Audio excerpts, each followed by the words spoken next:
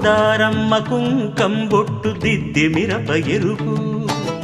లంకానాథుడింకాగనంటూ పండు కొరుకు